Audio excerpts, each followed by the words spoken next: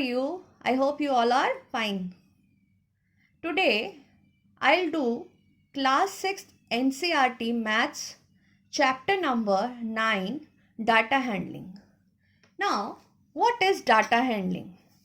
The information gathered in the form of numerical values is known as data. जैसे हम कोई भी information collect करते हैं, छोटी सी बात लेते हैं आपकी क्लास में। आपकी क्लास में इतने सारे बच्चे हैं, क्या सब बच्चे सेम हैं?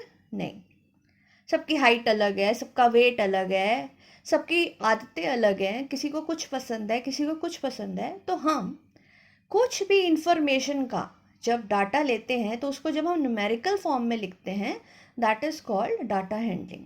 एक एग्जांपल लेती हूँ, जैसे मिठाइयाँ सबको पसंद है, यू ऑल लव स्वीट्स। अगर हमारी क्लास में 30 बच्चे हैं, उन 30 बच्चों को सबको स्वीट्स में से मैं ऑप्शन देती हूँ, रसगुल्ला, जलेबी, गुलाब जामुन एंड रबड़ी। ठीक है, ये 4 ऑप्शंस दी मैंने, और उसके बाद मैं उनसे पूछती हूँ, बच्चों आपको कौन सा पसंद है? तो बच्चे क्या करेंगे, एक एक ऑप्शन बताएंगे। उस डाटा को जिसको मैंने कलेक्ट किया, उनके स्वीट्स का, that is called a data. ठीक है, that is in the form of numerical value of 30 students. Now, data handling emphasis on collecting, organizing, representing, analyzing and interpreting data. आप अभी आगे देखेंगे कि हम कैसे डाटा कलेक्ट करा हुआ उसको ऑर्गेनाइज करते हैं, उसको रिप्रेजेंट करते हैं, फिर उसको इंटरप्रेट करते हैं, और फिर उसको हम मतलब एनालाइज करके फिर इंटरप्रेट करते हैं, भाई हमने क्या आंसर, इन्फरेंस क्या निकाला। ठीक है, let's see. Data is a collection of numbers gathered to get some information. हम किसी information को collect करने के लिए data collect करते हैं.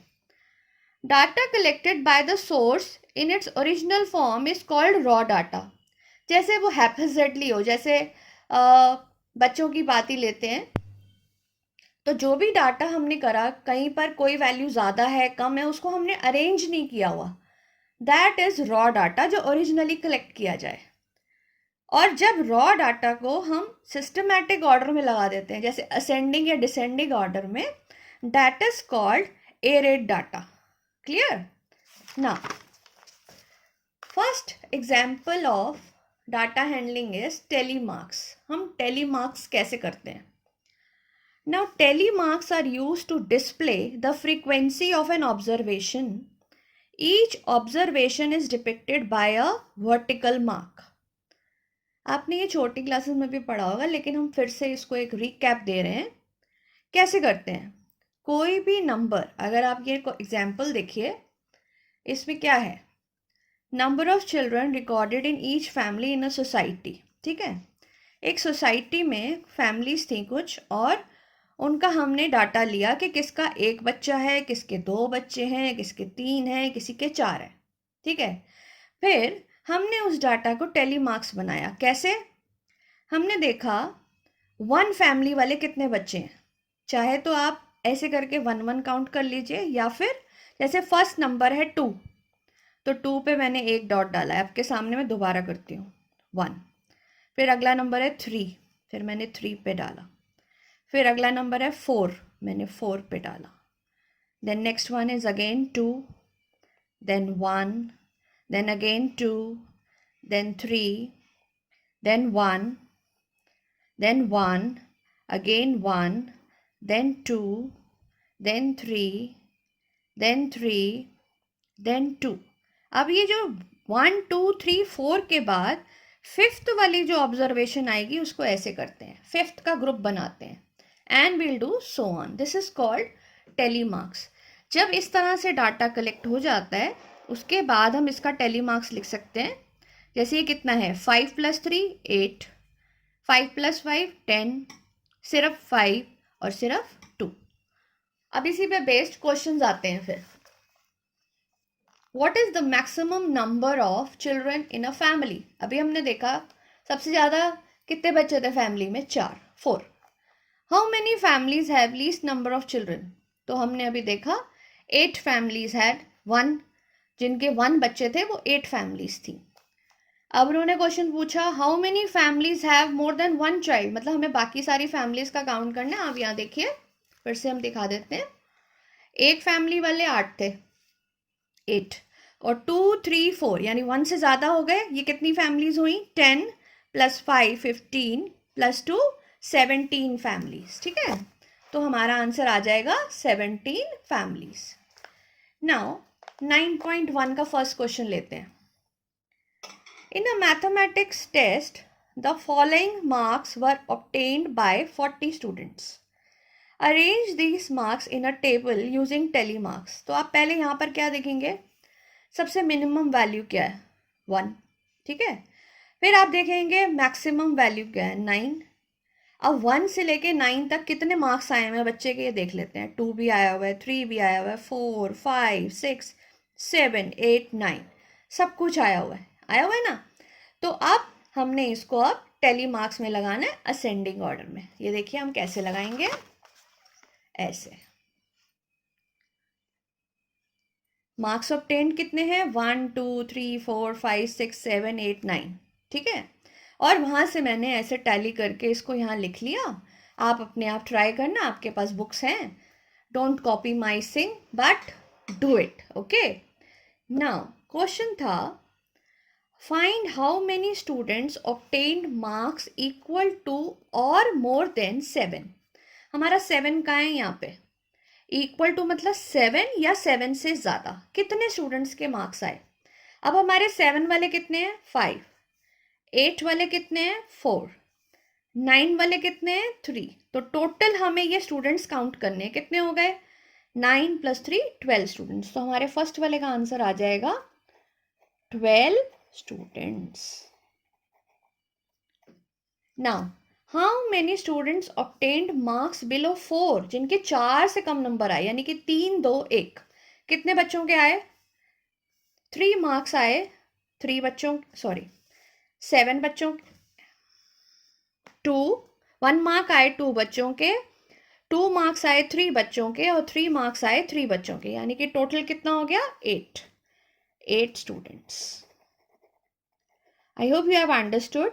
आप 9.1 में आपके जितने भी टेली मार्क्स वाले क्वेश्चंस हैं आप ज़रूर ट्राई करना। अब जो हमारा नेक्स्ट टॉपिक है हम पढ़ेंगे pictograph. Now what is a pictograph? आप 9.4 में देख रहे होंगे a cupboard has 5 compartments. In each compartment a row of books is arranged. I hope you can understand. Row 1 2 3 4 number of books, और साइड पे सिंबल क्या बना हुआ है? Book is equal to 1 book. अब 1 रो में कितनी बुक्स हैं? Yes you are right, 4। Row 2 में 5, रो 3 में 2, और रो 4 में 8, और रो 5 में 3, ठीक है। तो ये जो इन्होंने अरेंजमेंट शो करा in the form of picture, that is called a pictograph. Which row has the greatest number of books? अभी आपने देखा रो कौन सी? 4th number. Yes. The pictograph represents the data through pictures of objects. It'll help us to answer the questions on the data at a glance. देखते ही हम उसका answer दे सकते हैं। Clear? Now, pictographs are often used by dailies and magazines to attract readers' attraction. कोई भी data को जब उन्होंने इम्प्रेसिव बनाना होता है ना, तो वो इस तरह से पिक्टोग्राफ के फॉर्म में शो करते हैं। Now again there is one more example, 9.5. The following pictograph shows the number of absentees in a class of 30 students. How can you see? Monday, Tuesday, Wednesday, Thursday, Friday and Saturday. One face is equal to 1 absentee. Now can you count the number of faces? Yes, on Monday there are 5, Tuesday there are 4, Wednesday 2, Thursday blank है, इसका मतलब all present थे, Friday 1 and Saturday कितने बच्चे absent हो गए? 8, ठीक है। Now आंसर करने हैं अब इनके क्वेश्चंस। कैसे करेंगे? On which day were the maximum number of students absent, वो तो देखने से ही पता चल रहा है। कौन सा? Saturday, yes. In which day had full attendance? Yes, the blank column, Thursday. What is the total number of absentees in that week? तो आपने क्या करना है, इन सबको काउंट करके लिख देना है, ठीक है। तो अगर हम बता रहे हैं ये पिक्चर्स टोटल कितनी है 20, so the total absent week में कितने थे? 20। There is one more example, example number 4। Now the colour of fridges present by people living in a locality shows the pictograph. ठीक है, एक पिक्चर आप 10 पीपल को रिप्रेजेंट कर रही है। ब्लू, देखो कितने हो गए ब्लू वाले? 1 2 3 4 5, तो 5 इंटू 10 50। ग्रीन वाले कितने हो गए? 1 2 3, 3 इंटू 10 30। इस तरह से रेड वाले कितने हो गए? 1 2 3 4 5, और वो तो आधा है, तो कितने हो गए? 50 और आप 5 55। और वाइट कितने हैं? यस 20। इस तरह से हम पिक्टोग्राफ के आंसर्स दे सकते हैं। चलिए अब हम आगे चलते हैं। ये सब मैंने आपकी एनसीईआरटी बुक को लिया है ताकि आपको पढ़ने में और समझने में कोई दिक्कत ना हो। एग्जाम्पल 5 भी वैसा ही है। कार, मोड ऑफ ट्रैवल आपके स्टूडेंट्स कैसे आते हैं, वॉकिंग, ट्रांसपोर्ट कौन सा यूज करते हैं? 1 स्माइली 1 स्टूडेंट। तो ये क्वेश्चंस देने, आंसर्स देने आसान होते हैं। जहां पर पिक्चर जो है 1 से ज़्यादा क्वांटिटी शो करती है वह हमें ध्यान से करना होता है। एग्जाम्पल 6 लेते हैं जैसे, following is the pictograph of number of wrist watches manufactured by a factory in a particular week. Monday, आप देख रहे हैं एक वॉच जो है वो 100 वॉचेस को शो कर रही है।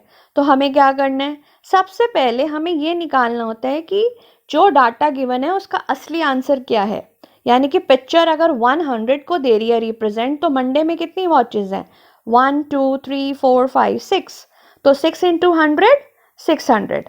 और ट्यूसडे में कितनी है? 1 2 3 4 5 6 7, 7.5, यानी कि 750।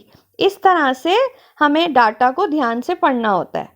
अब आती है आपकी 9.1 एक्सरसाइज, जिसको मैंने अभी पहले भी बताया था।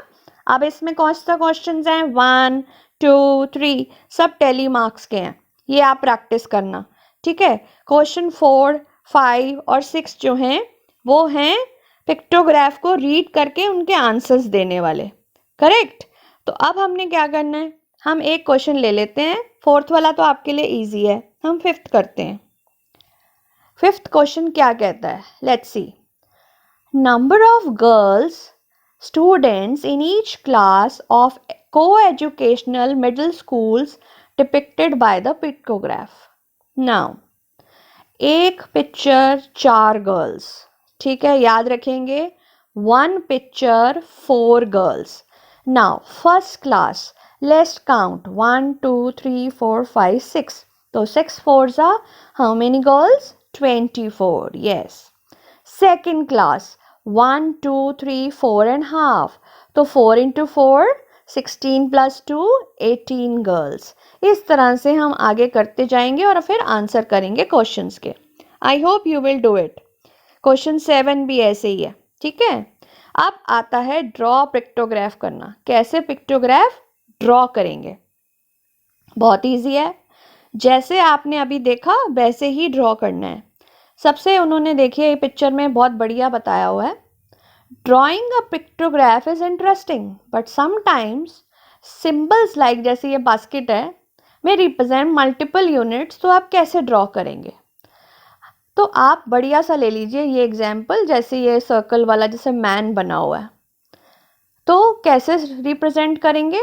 पूरा रिप्रेजेंट्स 5, फिर एक उन्होंने लेग हटा दी तो 4, फिर दूसरी लेग हटा दी 3, फिर एक हाथ हटा दिया 2, फिर एक और हटा दिया हाथ 1। इस तरह से आप रिप्रेजेंट कर सकते हैं। उसके बाद आ जाइए नेक्स्ट पे। ये देखिए इन्होंने एक एग्जाम्पल लिया है, Monday Tuesday Wednesday Thursday Friday Saturday, 24 students हैं। तो उन्होंने कैसे करा 24 को? देखो ऐसे फिर 26 को कैसे करा, 2 कम करने थे ना, तो उसके हाथ और पैर हटा दिए, इस तरह से। जब आप ट्राई करेंगे ना तब आपको धीरे धीरे सब समझ आ जाएगा, ठीक है। 9.2 9.2 बहुत इजी है। आप क्वेश्चन 1 देखिए, the total number of animals in 5 villages. Village A में 80, बी में 120, सी में 90, डी में 40 और ई में कितने हैं 60। आपको क्या करना है, ये सिंबल लेना है जो सर्कल के अंदर क्रॉस है, उसमें 10 एनिमल्स को मेजर करना है, मतलब लेना है एक सिंबल से। तो विलेज ए में कितने सिंबल बनेंगे, यस 8, डिवाइड बाय 10 करते जाओ। बी में कितने बनेंगे 12, सी में 9, डी में 4 और ई में 6। क्लियर। तो इस तरह से आप पिक्टोग्राफ को ड्रॉ कर सकते हैं। नाउ नेक्स्ट अब हम पढ़ेंगे bar graph. Now students we'll learn about bar graph. A bar graph chart represents the data as horizontal or vertical bars with length proportional to the values that they represent. Each column of the bar graph is of equal width and equal spaced. देखो आपकी book में ना bars बने हुए हैं, bars मतलब vertical bar, जैसे rectangular shape के। अभी हम देखते हैं। तो इस तरह से पहला ये हमारा स्टार्टिंग पॉइंट होता है, इधर से वाई एक्सिस वर्टिकल लाइन, इधर से एक्स एक्सिस या हॉरिजॉन्टल लाइन, और इसके बीच में हम बार्स बनाते हैं टू रिप्रेजेंट द डाटा। अब मैं आपको एक एग्जाम्पल दिखाती हूँ। हमने एक छोटा सा एग्जाम्पल लिया है कि एक बच्चे के मार्क्स आए हैं उसके सेमेस्टर एग्जाम में। हमने 4 सब्जेक्ट्स लिए हैं, English, Hindi, maths, SST. English में उसके 60 आए हैं, हिंदी में 80, मैथ्स में 50 और एसएस में 90। अब मुझे इसका बार ग्राफ ड्रॉ करना है, तो कैसे करते हैं? अभी मैं आपको ग्राफ पेपर पे भी ड्रॉ करना सिखाऊंगी, हम इसको रीड कैसे करते हैं वो भी बता देती हूँ। ये देखिए, ये वाई एक्सिस हो गया वर्टिकल लाइन, ये एक्स एक्सिस हो गया हॉरिजॉन्टल लाइन। इसमें अब आप ये देखेंगे 1 unit is equal to 10 marks, मतलब हमने हर 1 सेंटीमीटर पर 10 का स्पेसिंग छड़ी है। तो 10 मार्क्स, 20 मार्क्स, 30 मार्क्स, 40, 50, 60, 70, 80, 90, 100। अब इंग्लिश कितना है 60 पे हमारा बार है। हिंदी में कितने 80, तो 80 पे बार है। अब देख रहे हैं बार की लेंथ भी सब सेम है, बीच में डिस्टेंस भी सेम है। तो किस सब्जेक्ट में उस बच्चे के मार्क्स सबसे ज़्यादा आए हैं? यस, सोशल साइंस में। ठीक है, तो ऐसे ही बार ग्राफ को रीड करते हैं। आपकी पूरी एक्सरसाइज है, उसमें आप उसको रीड करिए। कुछ भी प्रॉब्लम हो तो आप कमेंट बॉक्स में क्वेश्चन पूछिए, मैं आंसर्स दूंगी। ठीक है, अब हम ग्राफ पेपर पे ड्रॉ करना सीखते हैं। कैसे करेंगे ड्रॉ, लेट्स सी। हमारा क्वेश्चन है, the number of mathematics books sold by a shopkeeper on 6 consecutive days. ये डेज हैं और ये नंबर ऑफ बुक्स सोल्ड है। अब हमें इसको ग्राफ पेपर पे ड्रॉ करना है। कैसे करें, let's see how to draw. ये होता है ग्राफ पेपर, आप सबने देखा ही होगा। और इस ग्राफ पेपर पे आप देखेंगे कि हमें इसको ड्रॉ करना है। देखिए सीधा रूल होता है एक, इस साइड से भी 2 लाइन छोड़ो, इस साइड से भी 2 लाइन छोड़ो, ताकि हमें नीचे जो उसकी स्पेसिफिकेशंस देनी है, ऐसे यहाँ डॉट लगाया, जो आपको ये ग्रीन डार्क ग्रीन लाइंस लिख रही है उस पर ही हम लाइंस लगाएंगे। ठीक है, ये देखिए पहले मैंने ये वर्टिकल लाइन लगा ली, ये हमारा वाई एक्सिस और ये हमारा एक्स एक्सिस। ठीक है, अब हमने क्या करना है, हमारा जो डाटा गिवन है उसके हिसाब से हम बार्स बनाएंगे। ठीक है, अब हमारे पहले स्केल लेना है। स्केल क्या कहता है, 65, 40, 50, 30, चाहे तो 5 वाला ले लो चाहे ना लो। उसमें हम अगर 5 हमें रिप्रेजेंट करना है तो एक बॉक्स में ये जो मिडिल वाला है ये हमारा 5 हो जाता है। अगर आप सिंपल 5 लेते हैं तो वो 5, 10, 15 फिर पूरा बॉक्स आ जाएगा। तो ऐसा करती हूँ मैं 5 वाला लेती हूँ ताकि आपको समझ आ जाए। ठीक है, तो हम क्या लिखेंगे, 1 unit is equal to 5 books. ठीक है, ये हमारा लिखना बहुत ज़रूरी होता है, इसका 1 मार्क होता है। ये 0 है तो यहाँ पे क्या आएगा 5, 10, 15, 20, 25, 30, 35, 40, 45, 50, 55, 60, 65, 70, 75। ठीक है, क्योंकि हमारा 70 तक है, हमने 5 और ले लिया। अब हमें अपने बार्स ड्रॉ करने हैं। हमारा पहला डे है संडे, जिसके हैं 65। एक लाइन छोड़कर ये जो डार्क ग्रीन वाली लाइन है वहां तक मैं 65 तक डॉट लगा दूंगी। ये स्ट्रेट आप स्केल से लाइन डालेंगे, पेंसिल से करना है, मैं पेन से कर रही हूँ ताकि वीडियो में क्लियर आए। इस तरह से बार बनेगी। 65 फर्स्ट हमारा स्वेल ऑफ बुक्स है। फिर है 40, स्केल से फिर से वही एक लाइन छोड़ेंगे, 40। ठीक है, अगला क्या है हमारा 30। हम 30 पे आ जाते हैं, देखिए 30 है, एक लाइन छोड़ेंगे, ये 30 हो गया। चाहे तो साथ साथ कर लो, चाहे जैसे भी कर लो, काम ठीक होना चाहिए बस। पेंसिल से करेंगे, क्राफ्ट पेपर पे ज़्यादा इरेजर भी यूज़ नहीं करते हैं, उसकी ग्रीन लाइंस लाइट हो जाती हैं, तो जितना बढ़िया हो सके करें। ठीक है, 30 भी हो गया। वेडनेसडे है 50, थर्सडे है 20। अब हम 50 देख लें कहाँ है, ये देखिए ये 50 है, ये हमारी लाइन है 50, और थर्सडे हमारा 20 था, नेक्स्ट लाइन हो जाएगी उसकी 20। अभी हम 2 बार्स और बना लेंगे। एक बार आपने सीख लिया फिर आप सारे सम्स कर सकते हैं, बिल्कुल इसमें तो कोई लर्निंग वर्क भी नहीं है, just do it and finish it of, you get full marks. ये भी हो गया। नेक्स्ट हमारा लास्ट है फ्राइडे 70, और 70 पे हम ऐसे लाइन देखेंगे ताकि हमारी गलती ना हो। Yes students, see my bars are ready. अभी हमारा काम कंप्लीट नहीं हुआ क्योंकि हमने कोई भी इंफॉर्मेशन नहीं दी है, ना इस तरफ ना इस तरफ। तो हम क्या करेंगे, ये क्या है, नंबर ऑफ बुक्स सोल्ड। ठीक है, और ये क्या है, डेज, और डेज के नाम भी लिखने हैं। बीच में लिखिए बाहर, मैं बीच में लिख रही हूँ Sunday, Monday, Tuesday, Wednesday, Thursday